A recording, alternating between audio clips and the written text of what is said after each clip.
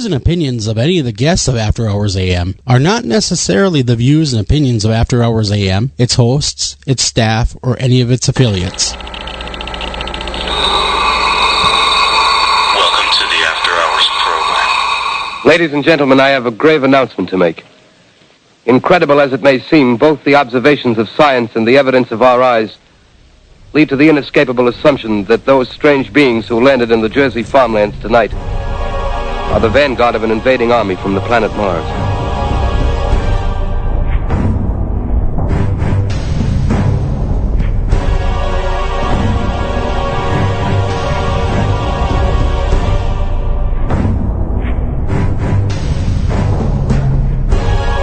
This is the latest disclosure, a report from National Civil Defense Headquarters in Washington. It has been established that persons who have recently died have been returning to life and committing acts of murder.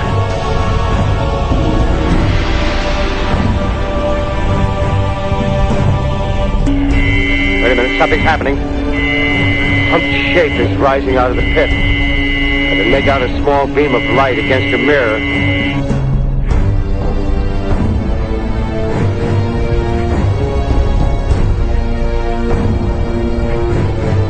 Welcome to After Hours AM Deeper Cuts. Cutting deep into what skews.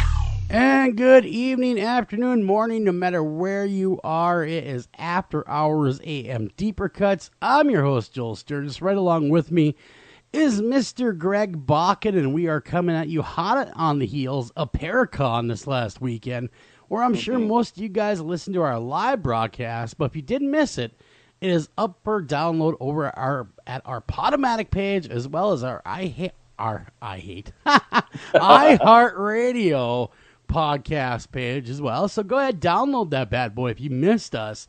Take a listen. A lot of great interviews. Everyone from Jason Hawes, Grant Wilson, Tori Valachi, of all people, from Mythbusters was there, which was really cool to see him.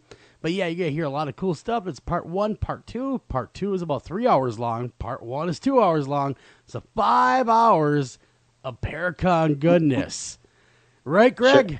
It sure is. So, Joel, Paracon number 1 for you is in the books. What did you think? Yeah, it was all right.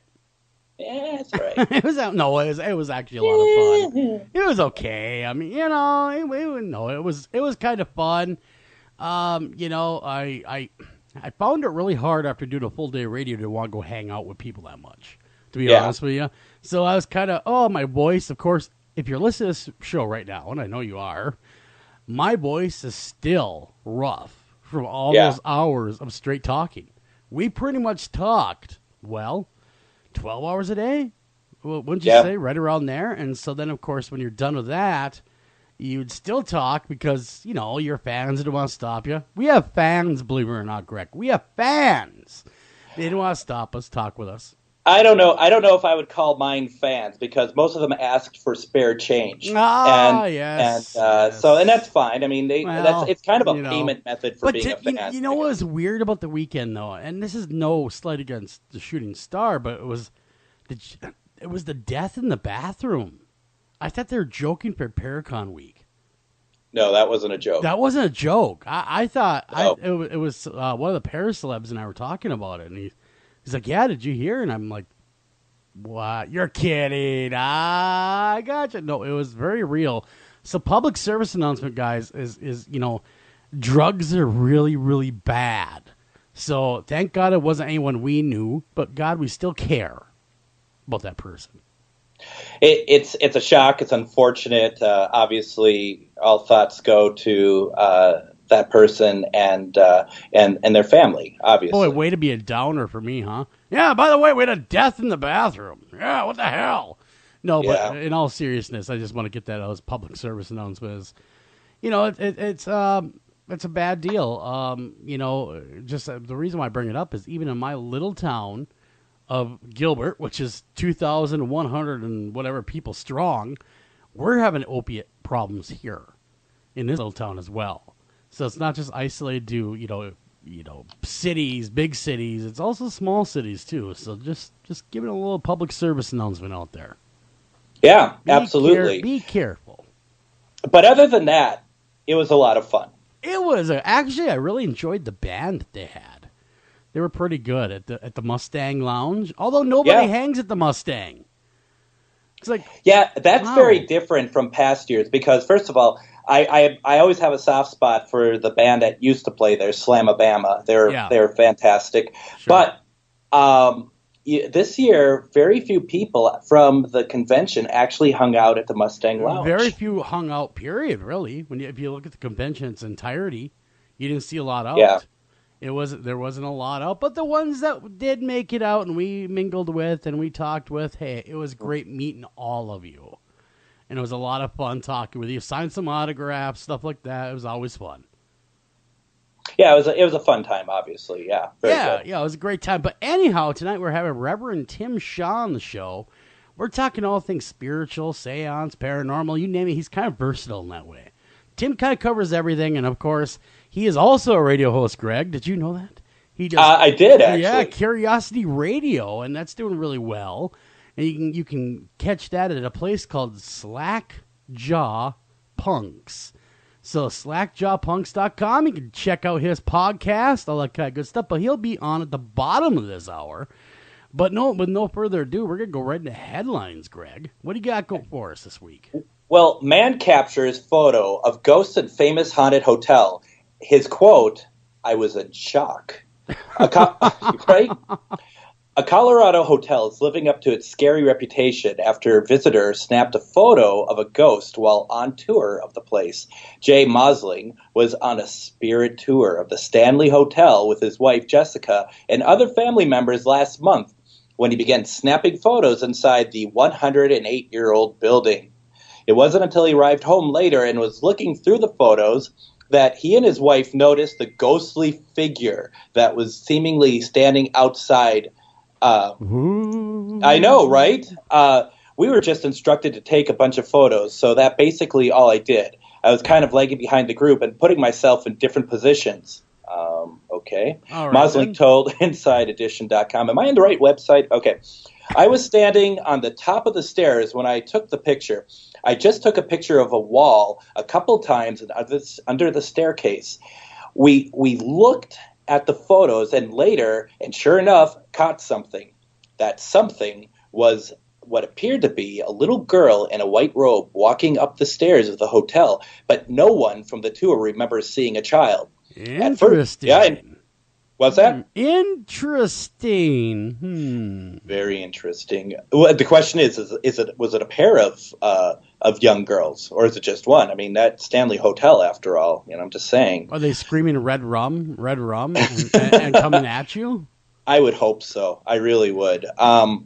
By no means did anyone see a little girl in what looks like her pajamas and her slippers walking up the stairs right in front of us, Jay Mosling said. Even if you look at the picture, you notice that no one is looking there.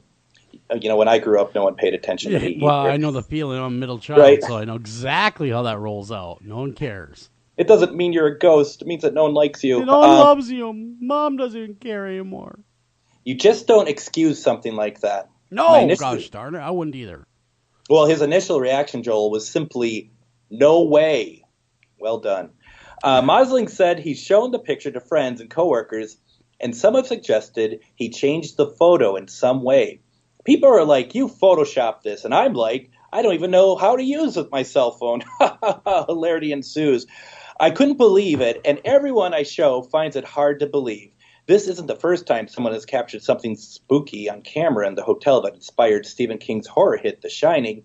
Houston publicist Henry Yao was visiting the hotel last year when he snapped a photo of a figure on the grand staircase inside. He previously told InsideEdition.com that when he took the photo, he did not see anything out of the ordinary.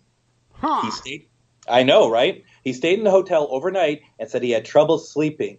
Yeah, I would imagine. Yeah. I felt queasy and had stomach problems, Yao said. He didn't notice that what he captured in the photo until the next morning. And that was creepy enough. So, I don't know. That old Stanley. I mean, I've been there. You've been there. Yeah, I've been there. It's a really creepy place. It is, and it really doesn't surprise me that someone would capture a ghost on film in the Stanley. And it's a big joint, though. I mean, huge building. It's a lot of fun, and any of our listeners get a chance to go, I highly recommend it. I mean, if not for ghosts, at least for the historical value of it. Very fun place. Have you ever been to Mackinac Island in Michigan? I want to say years ago. I'm talking when I was in my 20s. Okay, because that's the island that you can't use cars or anything like that. Yeah. You're biking around, you're walking around, but up in the hills is the massive Grand Hotel. I don't think they called it a motel. The Grand Hotel, which is absolutely just massive, and it just overlooks everything. I don't know if anyone does any investigations there or anything, but I'd be very curious to know if they do, because that place, when I was there many years ago, that place had crazy energy. It was just insane. I bet it did. It's been a long time since I've been there, and from what I understand, you're right. I want to say one of the shows did one, didn't they? Oh, I'd have to check that out, because I find that place extremely fascinating. Yeah, I'm trying to think of my memory banks here, whether any shows that I know went to that Mackinac Island. I think you're right. I don't think anyone has. Maybe because of the strict no cars rule. Makes it a little hard to get all the equipment up there. Yeah, that could very well be. Yeah, so that's always some place, and plus that place is pretty old too. So I mean, it's great. That whole area is great. It is. It really is, and so that's another place to hit.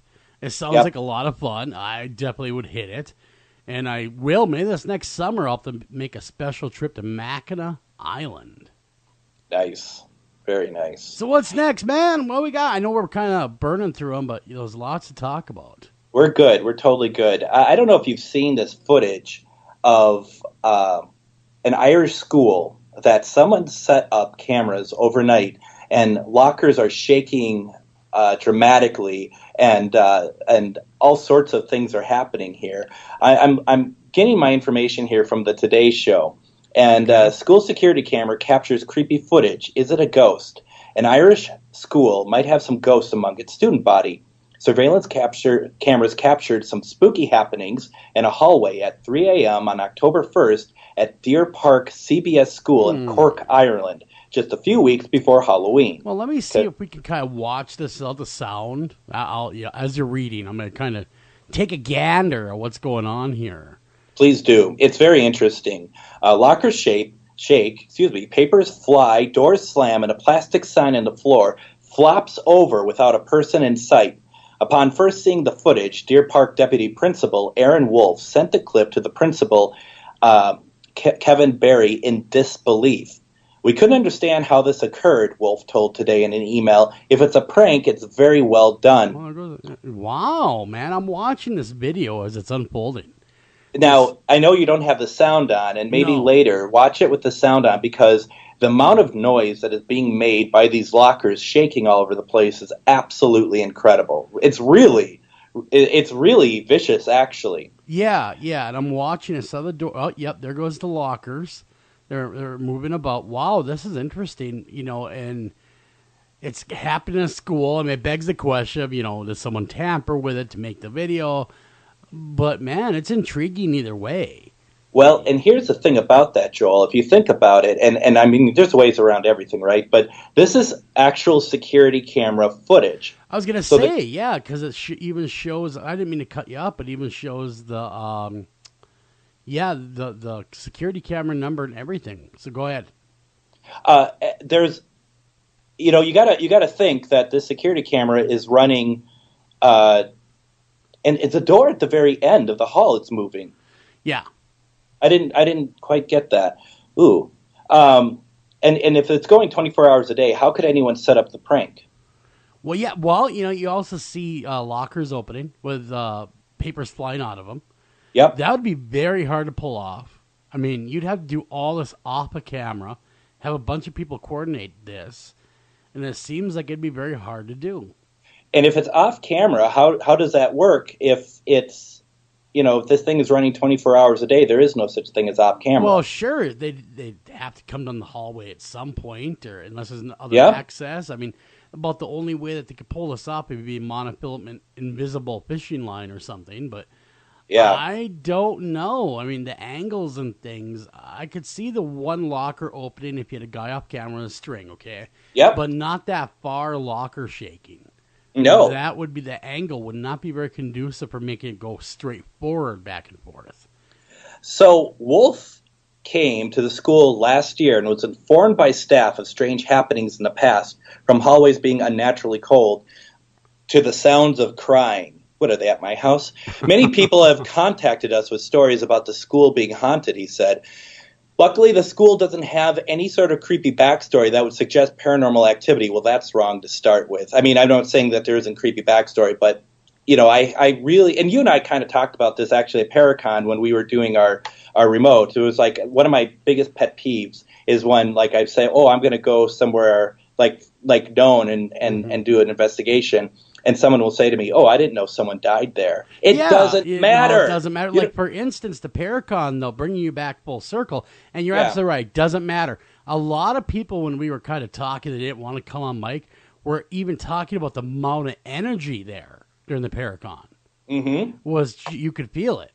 Oh, absolutely. You know, and so does someone have to die? I mean, obviously, we talked earlier, people have died at the Shooting Star, but that's any casino, though. I mean, that's really is. I did not know that, but casinos are kind of a place where a lot of bad things do go down, unfortunately. But that being said, you're right. A location doesn't have to have people dying to make it haunted. Well, and I also think a place like Shooting Star or the other casinos, a lot of it's on, sacred land. Yeah, well, exactly. So, I mean, you know, a public place like that, of course, you're going to have things like that going on of that size and stuff like that. But, man, I agree with you. You don't have to have someone die in a location for there to be energy there. So this is funny. Luckily, the school doesn't have any sort of creepy backstory that would suggest paranormal activity. The very next paragraph says, the school is built on a site known as Green Gallows. In the 19th century, criminals were hanged there. We only found out that on Monday, the pub nearby is actually called the Gallows. Oh, boy. Well, there you go then. I mean, maybe. So that's how that works. Maybe, yeah, I would say, maybe the school isn't haunted. Maybe the land was before, obviously, they built it. And the way that these things are being moved, it would lend itself to something that's a little bit on the pissed off side. Yeah. People have suggested that we've used a green screen or edited someone out, Wolf said. I wish our school had these type of resources. Others have suggested that fishing line is used. I don't see how fishing line could open the locker because the locker doors don't stay closed unless they latch on its turn. Also, the corridor is on the first floor, and the windows there behind the locker don't open. However, anything is possible. Well, yeah, no, I understand where the skeptics are coming from, right away, that you want to make sure that everything is, if there isn't something that is not paranormal, they want to debunk it, but what, that sign flying around, that's an interesting touch as well. So, I mean, if someone did actually set this up, they did a wonderful job. Do you mean that wet floor sign on the ground? Exactly. Yeah. Because that thing doesn't just tip over. That thing it rotates in the air. There's some force put to it. I mean, it's a frightening video actually when you really look at it. There's what is happening here? Well, would you go stay the night in there?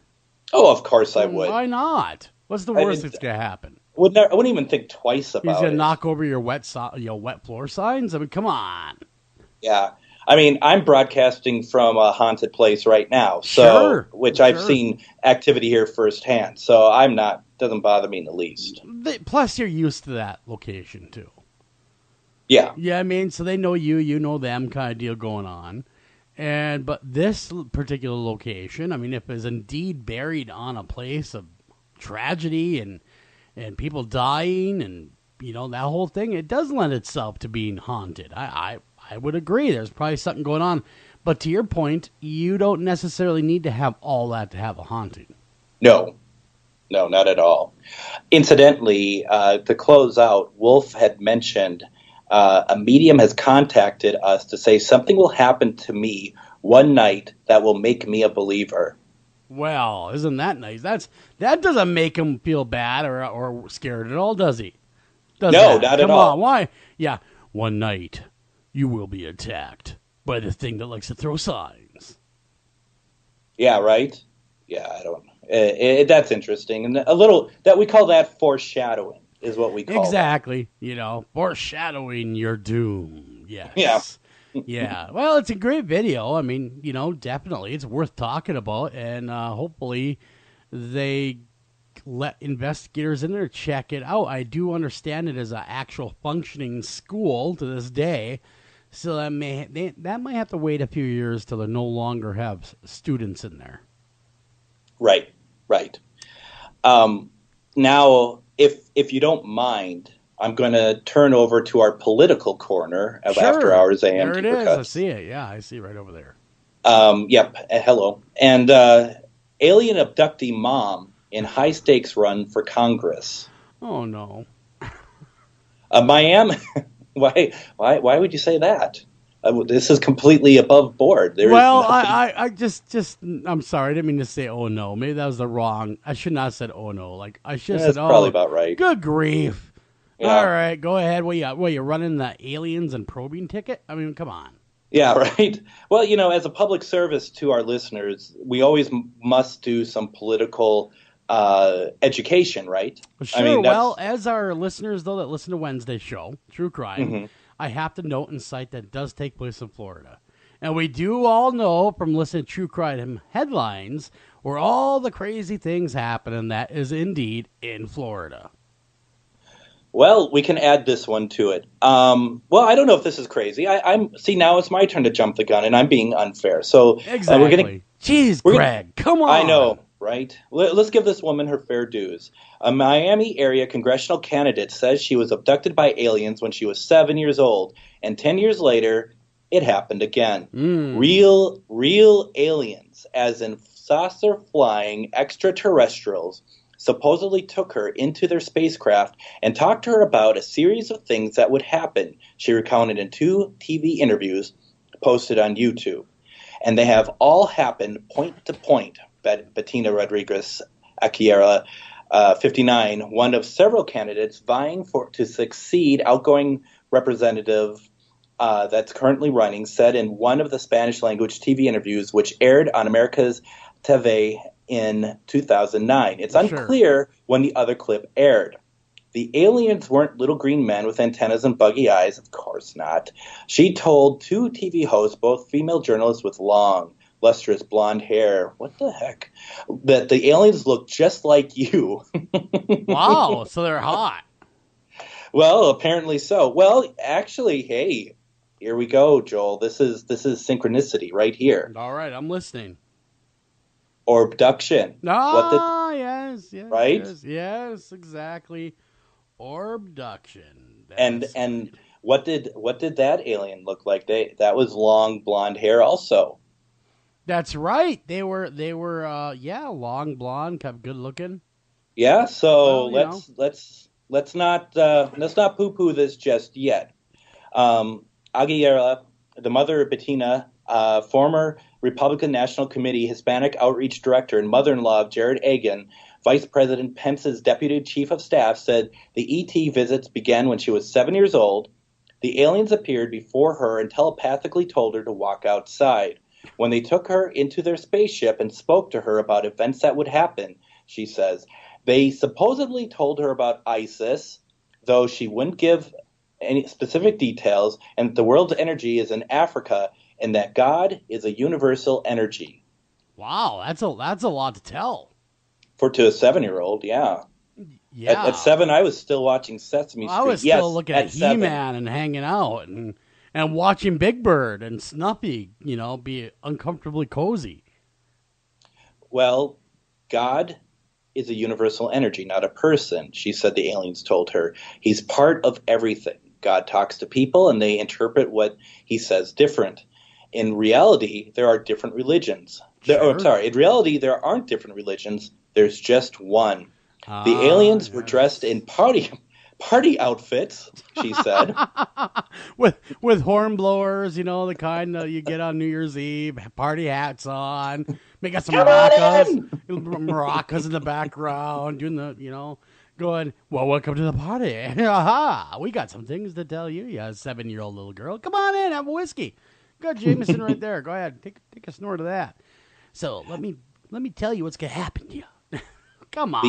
The aliens promised to return, and she said they kept their promise when she was 17. So they're aliens that keep their promises. That's kind of nice. When they visited her a second time, the first time, though, was a direct connection, she clarified. Aguilera recently told the Miami Herald, which reported on her seemingly outlandish claims on Monday, that she's a strong believer that there is life beyond planet Earth. I would agree. And she insisted she's not the only person who has seen UFOs. Duh. Though she didn't outright say she had seen aliens. Well, yes. Aliens don't really scare me, per se, especially if they're blonde and good-looking. We all know what scares when it comes to aliens. Alien clowns? Probing aliens. You know what I'm saying, man? And alien clowns, that'd be horrible. But what would even be worse is the alien clown that likes to probe. Okay, that would be really the ultimate nightmare. For years, people including President Ronald Reagan and Jimmy Carter, astronauts have publicly claimed to have seen unidentified flying objects, and scientists like Stephen Hawking and institutions like the Vatican have stated that there are billions of galaxies in the universe, and we probably are not alone. Yes, I would definitely consider the Vatican as one of those scientific organizations that are on the forefront of science. Yep, so right there, a MUFON. Yep, right there with MUFON. I think they have an office in the Vatican. I think they do. It's very small. It is very small because the Vatican's pretty small, actually. Not that I've ever been there. I saw it on TV. I personally am a Christian and have a strong belief in God. I join the majority of Americans who believe that there must be intelligent life in the billions of planets and galaxies in the universe. Aguilera, who also was a vice mayor in Doral, a Miami-Dade County suburb, is trailing in the crowded race to replace Ross Liedeben, who announced in August that she is retiring after 28 years in the House. A Miami attorney, Rick Yabor, told the Herald her hard-to-believe assertions could hurt her political ambitions. I don't believe that for a second. No. I cannot believe this story could possibly hurt her. No way, other than the tinfoil hat she's wearing and, telling us that Mork from Orcs could come down. Well, wouldn't we all like to see Robin Williams again, though? Well, we would. And I shouldn't poke fun at her because I do believe in aliens. I do. Yeah, me too. Why would they care about us? ISIS? ISIS and these small little things that really don't matter to them. I mean, really, if they have mastered, now this is just my speaking, and this doesn't really apply to you, Greg, unless you agree. If you're a race of whatevers, and you have mastered intergalactic travel, and you are so many billions of years ahead of us technologically, why the hell would you care what the cave people are doing here? Well, exactly. And here's the thing, too. Does she have our best interests in heart, or is she playing with the alien agenda? She's the alien agenda. She's probably a lizard person. A reptoid, as I like to call them. Reptilian. I bet she is. I bet. And she just wants to get in the office to, corrupt Florida even more. Oh, yeah, absolutely. It's clear. We've sussed it out, Joel.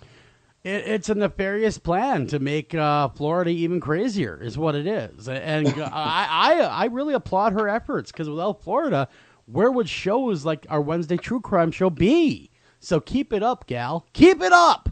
I applaud her nerve, actually, I to do be able too. to say Come on. that. But show up and go, hey, by the way, aliens abducted me, and that's not a big deal. They were really nice, and they told me exactly what's going to happen. And there's one universal religion, apparently. And there's only one religion, and everyone's going to get along because they won't be fighting no more, and they don't like ISIS. Yep. We know all about ISIS. Oh, okay. That kind of sums it all up, right, Greg? Right there. Yeah, pretty much. Right there in a nutshell. Okay, aliens know everything, one religion, and ISIS bad. That's exactly what they said. Yep. Nothing more, nothing less. But hey, like I said, I do applaud her guts for coming out and going, by the way, I was abducted once. But don't worry, nothing bad like the other aliens do happen to me. Huh? You know what I'm saying? It was a good time.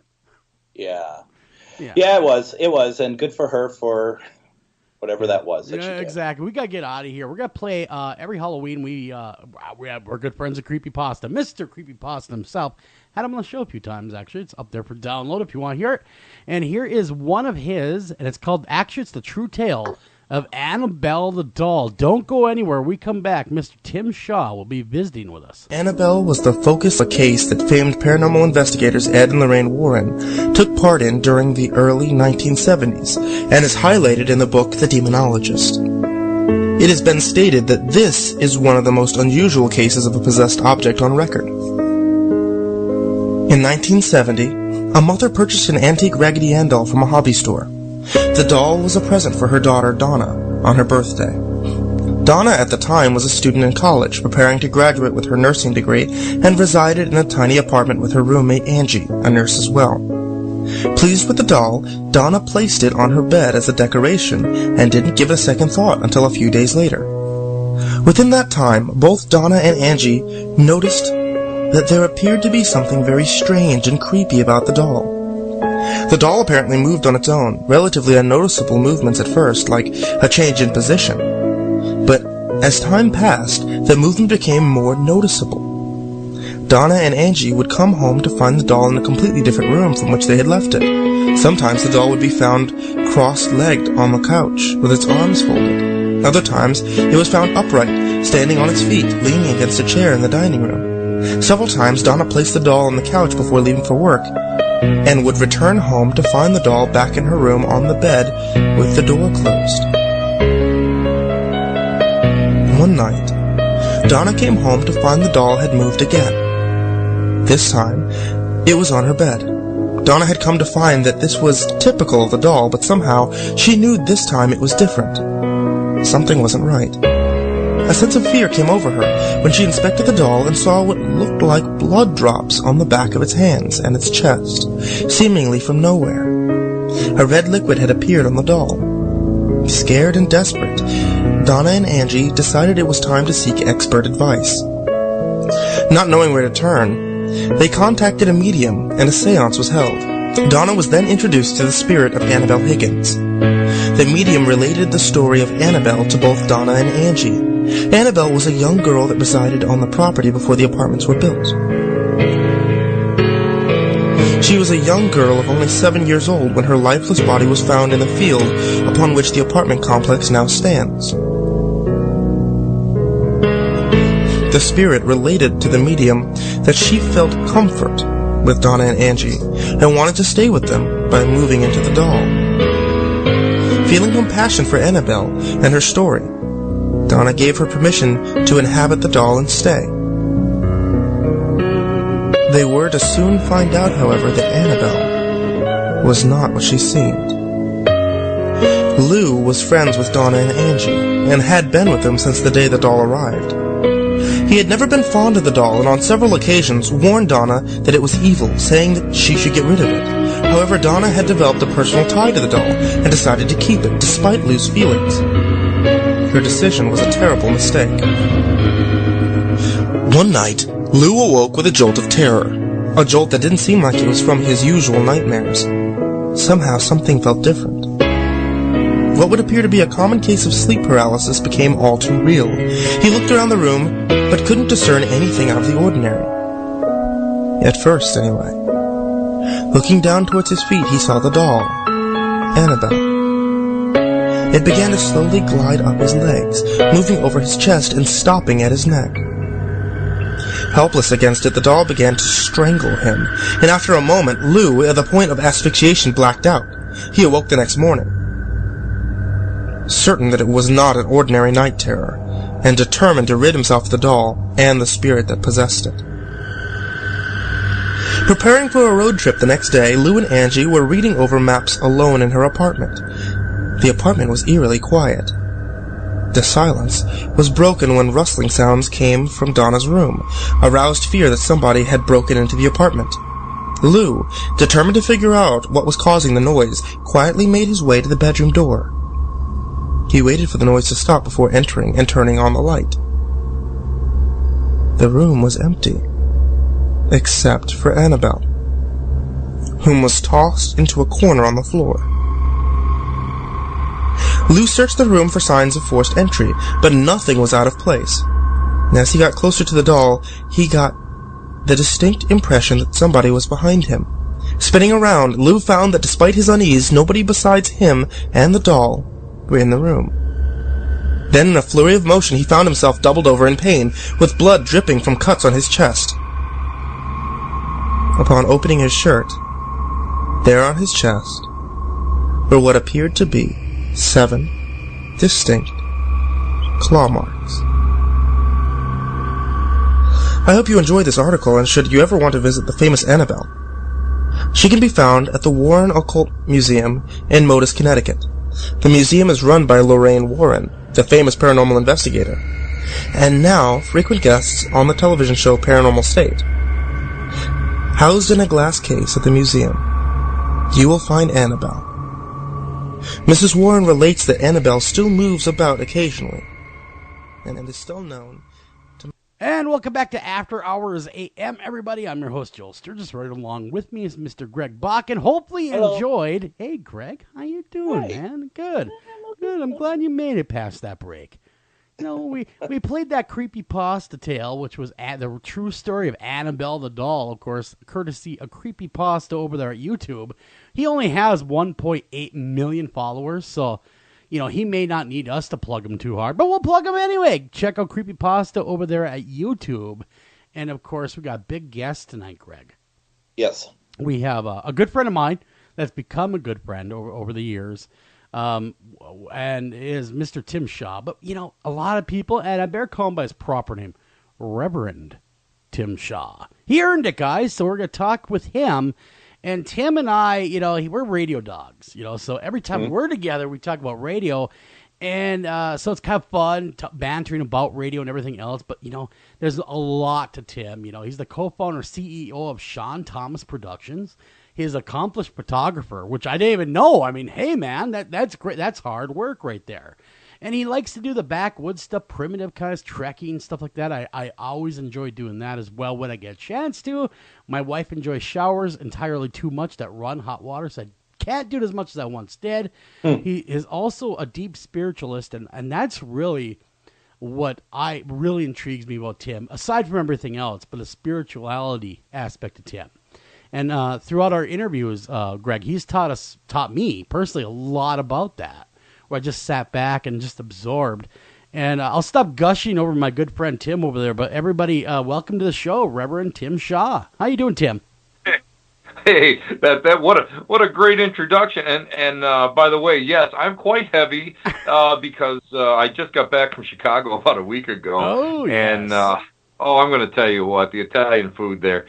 I found this little joint next to the hotel that was just amazing. They had meatballs the size of your fist, so I had to hit it twice. Man, you know, and that's why I'm just like blown right out. Well, that's what's nice about going when you're out of town and you find those little areas that maybe only the locals go. And, you know, traveling for radio, I kind of found out right away, you eat where the locals eat.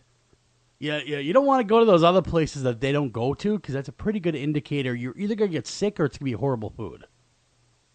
Absolutely. And everybody knows that one of the important rules when you're either on the road doing paranormal investigations, or like us, we're doing, you know, the conferences or the talks and that sort of thing, you have to be careful how you eat, because there is nothing worse than having Montezuma's revenge and knowing that you're not going to get out and home and for another 4 days. Exactly. Oh, yeah. Oh, man, I have a story, and it's a little bit, maybe it's a little too much for this show, but I'll tell it anyway. Me and another guy. I'm doing it right now. Me and another investigator. I'm not gonna say his name because it's kind of embarrassing. We had to go to the Queen Mary out there in California, and we stopped at this little fast food. It was a Jack in the Box, is what we stopped at. And I'm going, oh man, you don't want to eat that. Oh, I'm hungry. I gotta eat before we get there. Let's eat. So he eats, right? And so we're alone in the pool area. Him and I, maybe a couple other people, and we're going. So silent, guys. You could hear a pin drop, okay? And, you know, doing EVP work, trying to converse. Next thing you hear I looked at him. I went, and it was more. It sounded just like a balloon losing its air, and it was so slow. Everybody looked at him while it was in transit, and there was his own. It's like a human version of Jack in the Box. It was, and I just looked at the people. I said, "He ate Jack in the Box." Oh, and they all turned their heads back to what they're doing. So, yeah. Well, I mean, I was up at Waverly Tuberculosis Hospital a few years ago, and the radio network that I was on at the time had this great con. It was small, but we got a chance to really get some good speakers, and we went to Waverly twice. So one night I'm out there, and all I'm going to tell you is this: these guys wanted to stop at Hooters. Now there's this fantastic steakhouse across the street, but no, everybody wanted to go and eat at this Hooters. And I'm thinking to myself, this is going to be detrimental. So I said, well, I'm going to look for like the least offensive thing I can find, which was like this greasy hamburger. Mm-hmm. And I had this greasy hamburger and these overdone fries, and I thought, well, okay, I'm doing good. I'm doing good. Nothing bad. So about 1 a.m., I felt like Alien was ready to be born and rip out through my stomach. Yeah. So I took a sidestep. I took this sidestep into this big old empty room. It was the pharmacy. Well, little did I know that somebody saw me do a sidestep. Now listen, we're in a, there's men and women here. I don't want to be offensive. If it was just the guys, I mean, I that's hear you. good. My mouth was open. I'm sorry. That was great. Good one. But I don't want to do that. So I took a sidestep and I went in there, and oh my God, this thing I swore it was going to stop. Well, the problem was that this guy followed me in. So we were going live one night, and he was a guest, and we were talking about it. He goes, "Hey Tim," he says, "I want to play you something." I said, "Well, what are you going to play?" He says, "Listen, I want you to identify this sound." Well, he starts it up, and it is like, I don't know. No, it's like it sounds worse than like spectral hands moving furniture above you. It was just, and he goes, "What was it?" I said, "Oh, I know what that was." And he let the rest of the tape go, and he goes, "Oh, Reverend Tim farting," right? So it's like I had to get a copy of it. And what I do now in all my 101 ghost classes, whenever I teach it, I have no shame anyway, but I put that out there, and I only play the escaping air part. And I ask people, "Geez, what do you think that sound was?" And they come out with doors and growls and demons and all this other stuff, and then you just hear Reverend Tim farting, and they kind of some of them get kind of upset because it's like they were duped. Yeah. And I say, this is a little lesson for you guys. You know what? Just because it sounds like a ghost or a demon or a monster doesn't mean that it was. Sure. It's a good lesson. As long as the audio's tagged, I mean, that's the main thing, right? Exactly. That's the way I feel. That's exactly what. How many times have you guys been on an investigation? You're sitting there with a couple other people, and you hear someone's stomach growl. Oh, yeah. I don't know. Oh, yes. Man. I think every time I've gone out, I've heard that. Yep, well, you get some people out there that are real susceptible, and all of a sudden they jump up and they're going, "Did you hear that? Oh my God, that's a discarnate voice! Oh my God, oh my!" No, it's not. It was so and so stomach growling. Sit down, relax. Chill out. Yeah, well, I think my favorite, if I may indulge for a moment, that went on a paranormal investigation with, we were invited over to a theater, and we did a paranormal investigation, and went with some guy who was shooting the area that I was in with his low quality night vision camera. And suddenly, 2 days later, he sends me the footage, and he's like, "I have just found the most amazing footage I've ever seen in my life."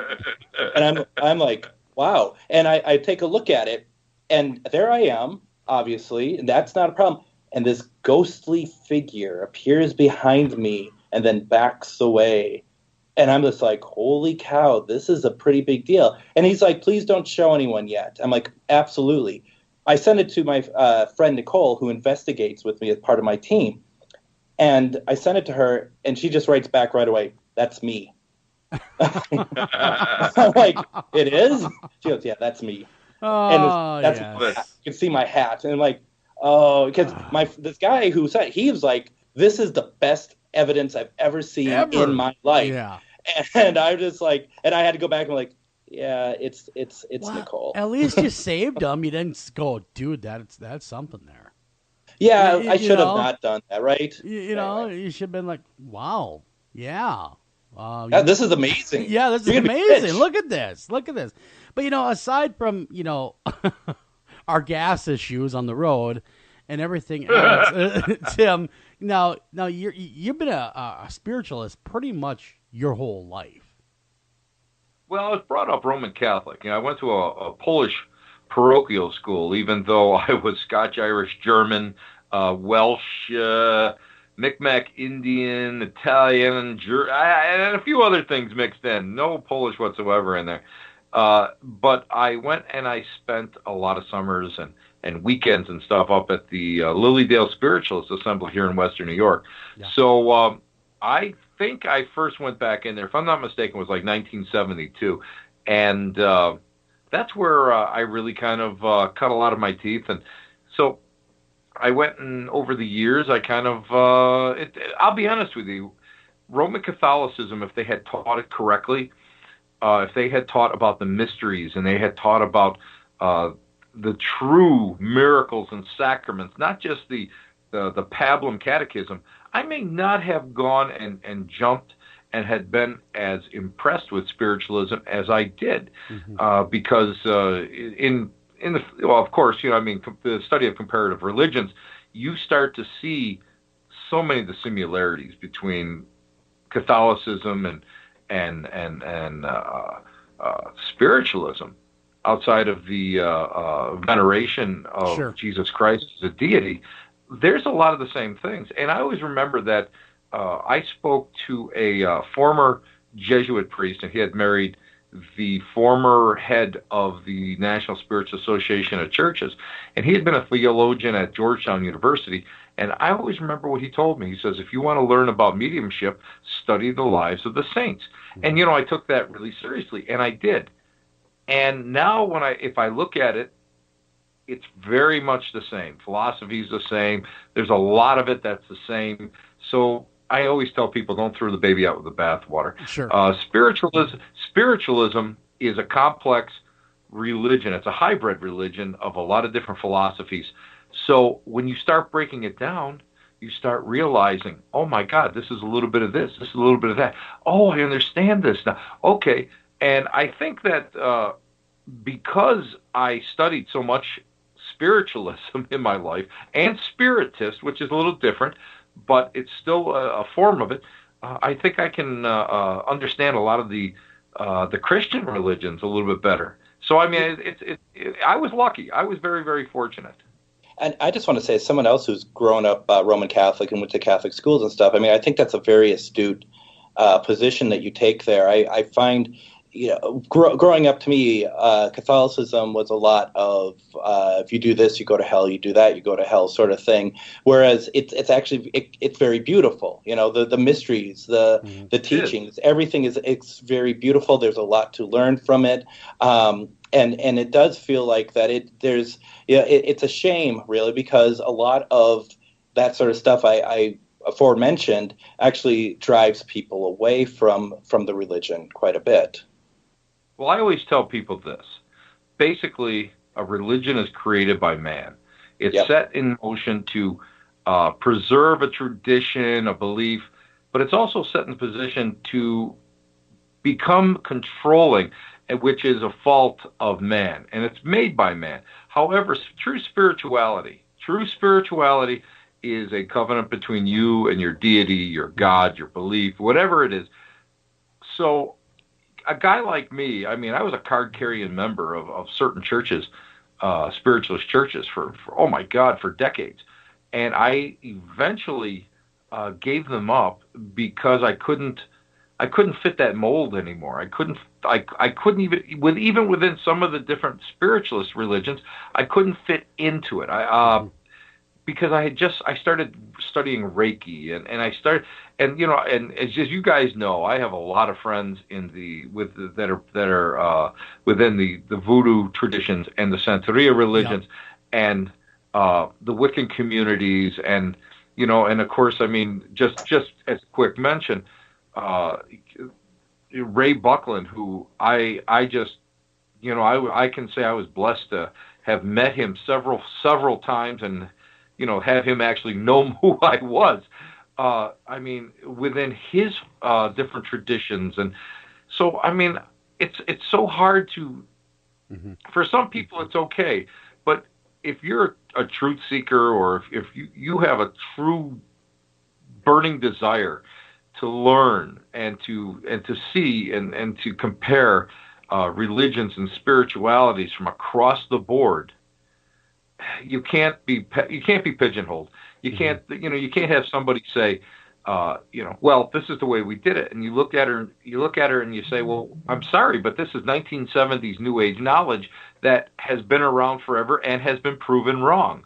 You have to expand more on it. Well, no, this is the dogma of the church, and this is the way we're going to do it. And you can't be not true to yourself.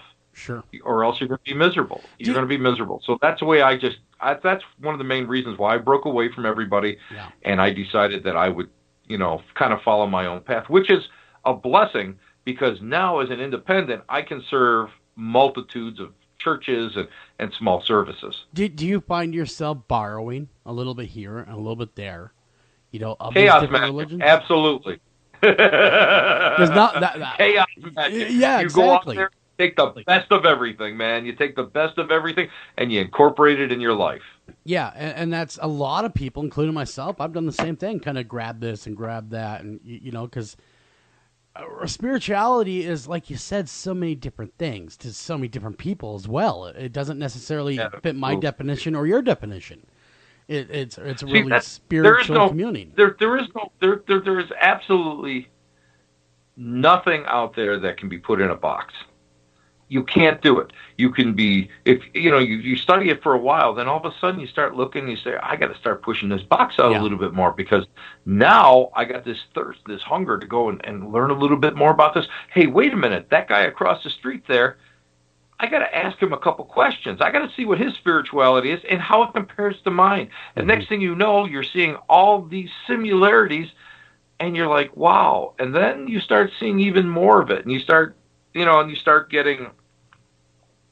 becoming a hybrid. That's eclectic, a hybrid, whatever you want to call yourself. Sure. And that's what I love. And that's what and to sit down and to be able to talk to somebody else who is in that same mind frame is a treat. But also to sit down and talk to someone who is so adept and astute in their own religion, and to be able to ask them these questions. I used to work with an exorcist. He was a bishop at the time in the Western Rite Catholic Church, I believe. That was because that was one of the ones that broke away from the Roman churches in right around 1863, if I'm not mistaken. And one of the greatest conversations we ever had was the conversations about angels and demons. Yeah. And spiritualism doesn't teach it. It's like, no. And he'd go, Tim, and usually we'd be arguing over cigars and bourbon, that's the best time to argue. And he'd be going, but Tim, what do you call this? What do you call these really nasty SOBs that come out? And I said, well, they're parasitical entities that may be having an addiction. He goes, they're lower, right? Right. Mm-hmm. Well, don't you think that perhaps if you open your mind a little bit, you could actually call them or refer to them as demons? And I said, well, the demonics, no, because of the fact that they were never born. Yeah. These are entities that were born. He goes, no, he says, break it down even more. And by the time I was done with that conversation, I realized that so much out there, the energy. So there's the natural beings out there, the elementals or whatever anybody wants to call them, which are not recognized by so many of the spiritualist religions, are truly a reality. Mm-hmm. And I sat there one day, with them and I went, damn you.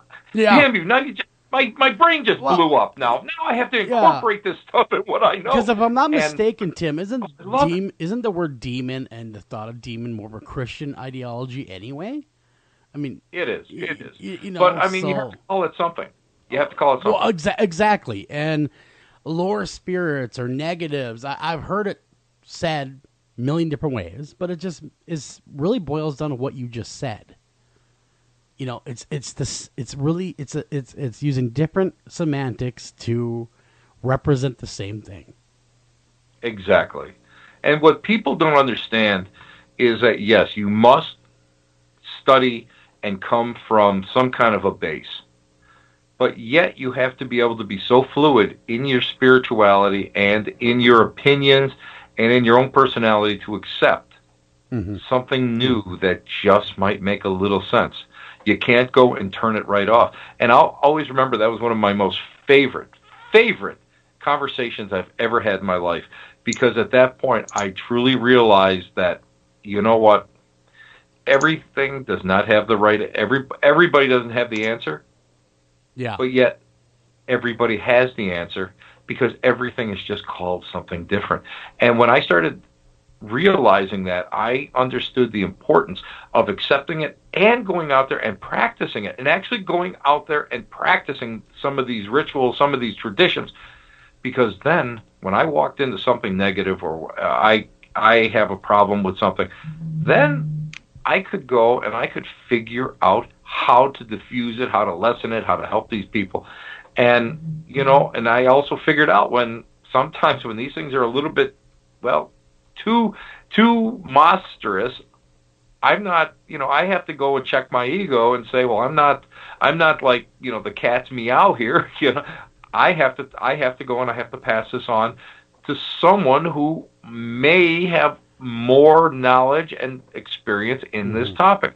And, you know, because, you know, guys, you know yourself, how many paranormal groups go out there and they come into something that they really shouldn't be messing with, and they're and we call it poking the devil with a sharp stick. Yeah. And they're out there working on this stuff, and next thing you know, the stuff blows up on them, and they drive away, and the client is sitting there stuck. Now they're stuck. Well, yeah, they've kicked over the beehive, the hornet's nest, and they're like, well, we've done all we can do. See ya. And then they leave that client and that person sitting there wondering, well, now what?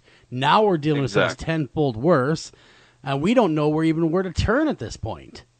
Exactly. So you have to. That's the big thing. Now because you guys know I was sick for a while, and probably looking at surgery number 10 coming up in November.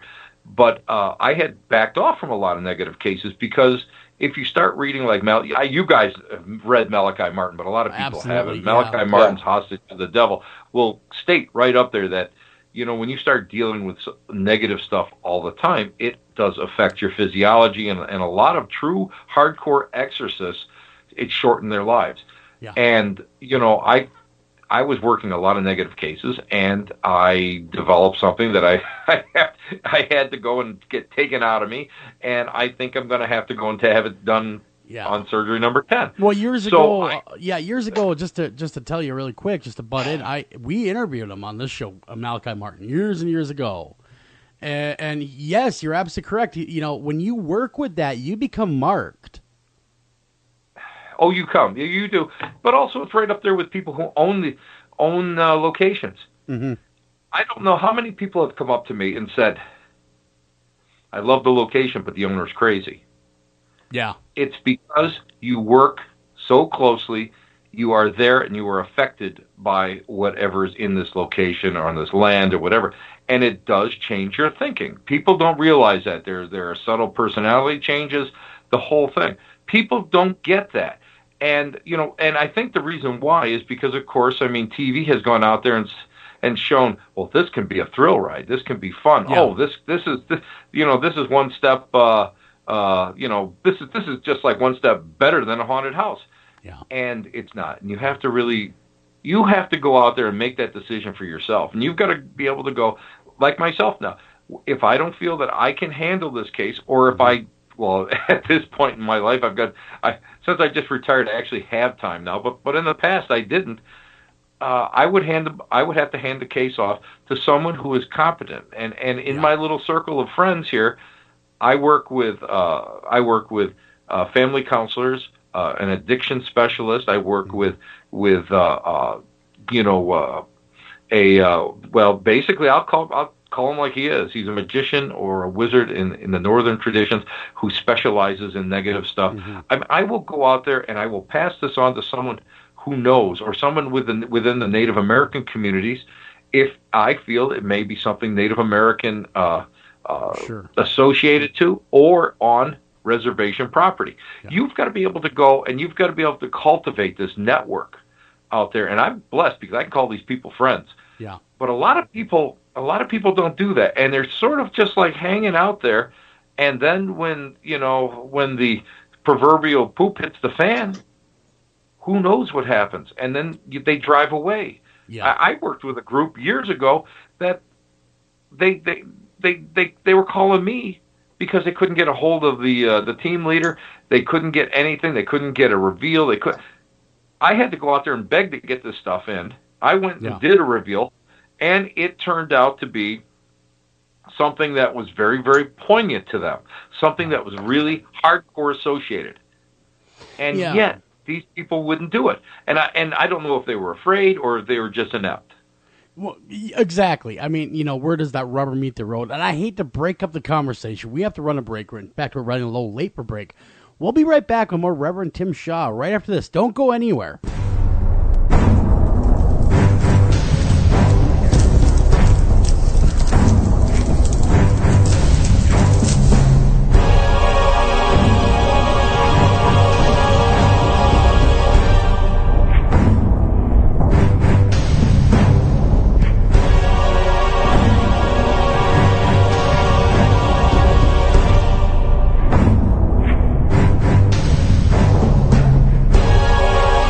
You're listening to After Hours AM Deeper Cuts. Cutting deep into what skews.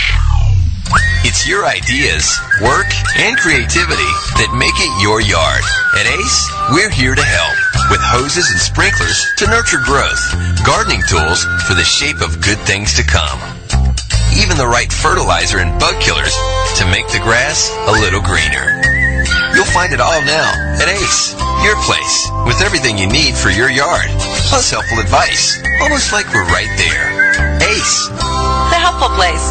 This is Jen McGowan, founder of Wayward Souls Promotions, a company dedicated to helping individuals, teams, radio shows, and others that are seeking exposure for their individual events, conventions, and shows. We offer a wide variety of advertising, such as web-based article, social media posts, podcast advertisement, and so on. Contact us at paranormalpromotion@gmail.com, visit us on Facebook at Wayward Souls Promotions, and visit our website at www.waywardsoulspromotions.com. You're listening to After Hours AM Deeper Cuts. Cutting deep into what skews.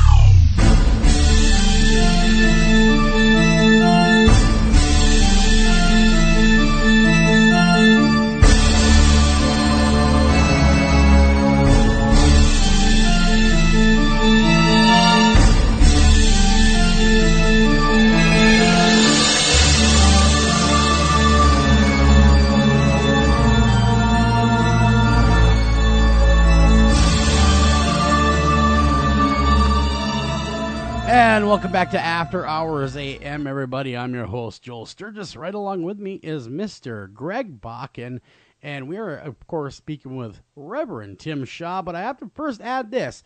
This next segment of this interview is brought to you by Fate Magazine. Fate Magazine has been around since the 40s. Did you know that, Greg? I did know that, It's been around forever, and of course, they're one of our sponsors over here. So if you want to get a really good paranormal magazine, if you want to see kind of where it all began, really, I mean, as far as Etta Lorraine Warren, all that kind of stuff, they were all in Fate Magazine in the early days. So check out Fate Magazine. You can go to fatemag.com, get yourself a subscription to that, and enjoy it. It's really cool. Of course, you can also get retro issues. So if you want the Mothman issue, you can get the Mothman issue. If you want the Ed and Lorraine Warren with Annabelle in it, you can get that issue. All from back then. They do offer retro issues. That being said, Greg, it's coming back right back to Mr. Tim Shaw. Now, Tim, very interesting as we were talking about your upbringing in Lilydale. Now, something that was pretty commonplace, at least our other discussions we've had, is the presence of seances. I mean, that was not something that was, you know, can you go into that a little bit with us? Well, seance, I'll tell you what, when I first went to my first seance, they call them children's seances during Lyceum, which is the spiritualist Sunday schools. And you went there, and it was during the day, and the purpose was to kind of get you used to physical phenomena so that you wouldn't be kind of freaked out. And everybody, don't get me wrong, everybody freaks out the first time you're all by yourself and something happens. But it was to get you used to it. And it was in light, you did it in bright light, and we had been doing things with the writing plancher, and we never had boards. We always used a shot glass or a wine glass for yes or no answers on a polished table. It would like skim back and forth. And slowly but surely, they went and they would teach you some different aspects of a table turning, or what they call table tipping today, and wrapping out, the different alphabet to make words and paragraphs and that sort of thing. But it wasn't until, I would probably say, probably right about 1984, 1985. No, I would say 84. In a meditation, one of my guides came to me, and she went and started saying that it's time for you to learn real seance. And I'm thinking, well, I thought I knew it, I mean, I had gone to seances, and even as an adult, I had gone to seances. And she goes, no, in this vision, she went and she said, I'm going to teach you what you need to know. And it was more of a Victorian or post-Victorian seance. It was that kind of a style. It was an etiquette. It was a whole style. And it wasn't until I met Reverend Jane from down in Erie. I love her so much. Who was one of the last of the trumpet mediums. It wasn't until I met her that I could validate so much of what I had seen in my vision. And a lot of it was really neat, because it was you would have a light meal before the seance, and then you would sit down, and the etiquette was so great where you announced, one person would act as, they would call it either the leader or the ringleader, another one would act as a battery, and you would sit there, and then you would announce your name, and everybody would introduce themselves around, and next you would announce the purpose. Now, I had never known that, but in this vision, so you announce the purpose, why you're here. Well, we're here for the manufacture of ectoplasm. We're here to experience physical phenomena. We're here to have direct voice. We're here to contact someone on the other side, 100% hardcore, to bring through a name, validations, and all that coming through, identifiers. But you had to go and you had to do that. The other thing is even in the vision, everything was never like just in total darkness. Everything is done, with like a very, very dimly lit, source. Personally, I like to use like a red or a blue light, and very, very like almost like one of those little what are they? The little Christmas tree bulbs. Sure. I love those. And we use those because this way, no one can cheat. I was going to say, Tim, why does it seem like that? And this seems like a perfect time to ask this question. Sure. Why do they always seem to be in the dark? Whenever you hear about seances, or popular culture will show it that way, and I've gone to a seance where it's completely dark. I mean, it was so dark. Oh, you couldn't even see your hand in front of your face. Yeah. You know what I tell people about going to seances that are completely dark? Walk out.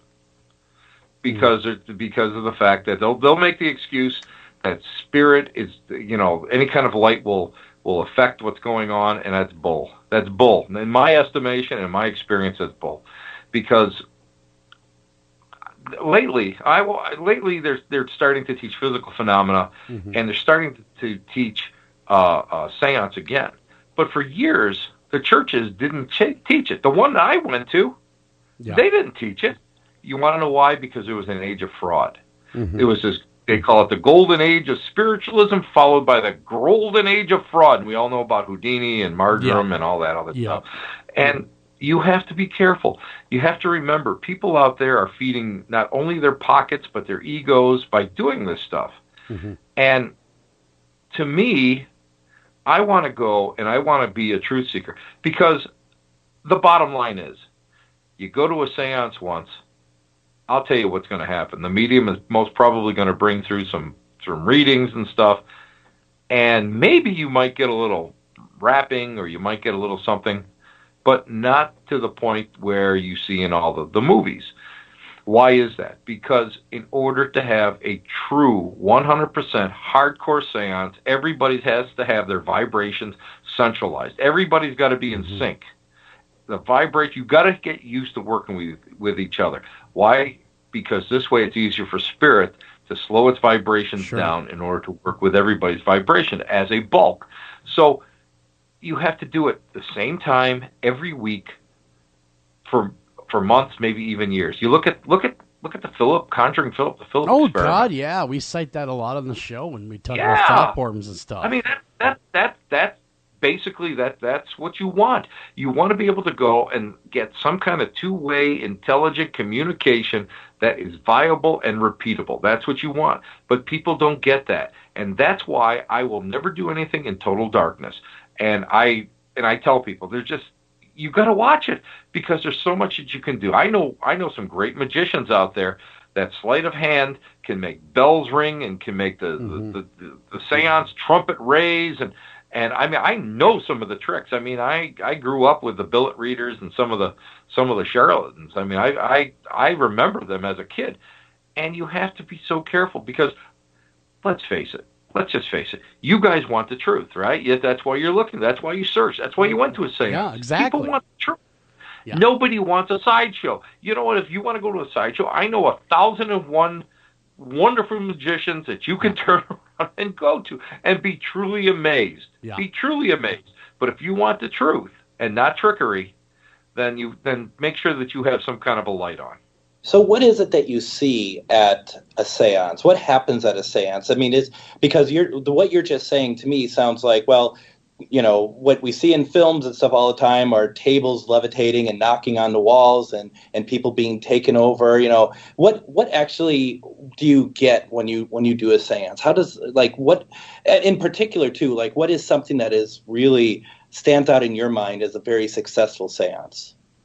I'm going to be totally honest with you. What you said, all of it can happen. All of it can happen. Mm-hmm. Here's the reality. In most seances that I've been at, and I've conducted or been a part of or, you know, participant in, I would say the vibrations that come up through the table, and you can feel them. Everybody can feel them. And that is really something that's really amazing. Mm-hmm. And to have that table move, have it bump and jump, that is usually what you're going to get. Now, I've been to some seances where we have done the regular meetings, where we've culminated into the production of ectoplasm, where 6 people got up and put their hands into it, where they could feel that cotton candy. We worked so hard.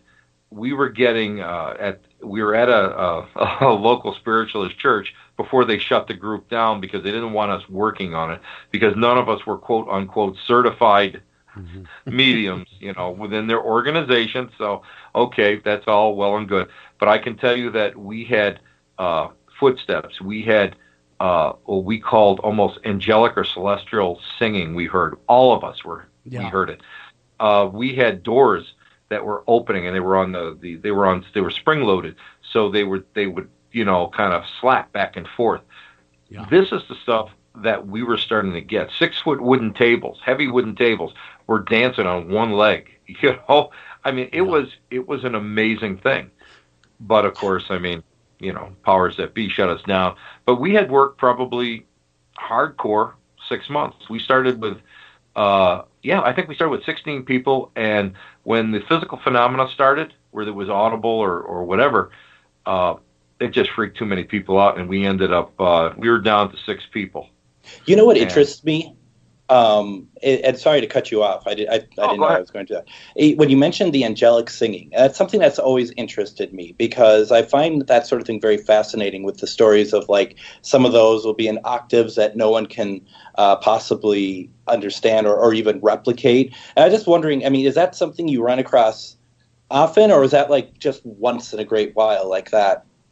It depends on the makeup of the sitters. It's very, very important. The makeup of the sitters is what makes up the type of phenomena that you're going to get. I got it. Mm-hmm. We've gone and we've recorded them. I mean, I'm one of these guys that, you know, people are like, can I record, you know, if you're giving somebody a reading or whatever, can I record it? Absolutely. I don't care. It's not, you know, the reading isn't coming from me. I don't care. It doesn't bother me. Same thing with seance. Put a camera on me. Whatever you want, record it.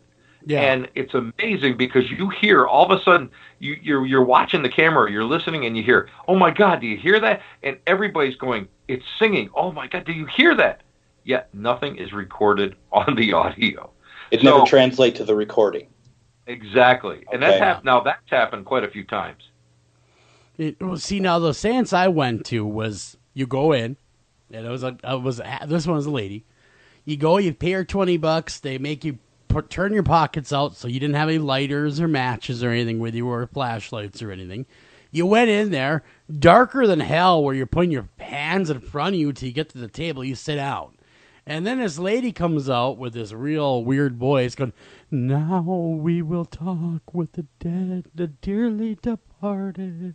And of course, what you just said is it takes a group of people. Exactly. And she's like, oh, let me peer. And of course, she had a crystal ball, but that was lit.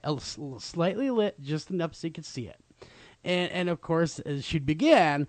But now what you're saying makes complete sense. You have to have a group of people that know each other very, very well and are able to focus that energy to bring forth the desired effect. Exactly. Because let's face it, if you're not going for physical phenomena, right, you're going to go for like the one-shot deal. Mm-hmm. Basically what it is doing message work or reading with a theme. That's what you're doing.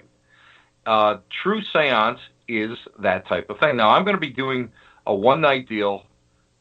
I think it's the 27th of October. However, what I am doing is laying groundwork. I am going to do a full Victorian style seance, but I'm going to be teaching.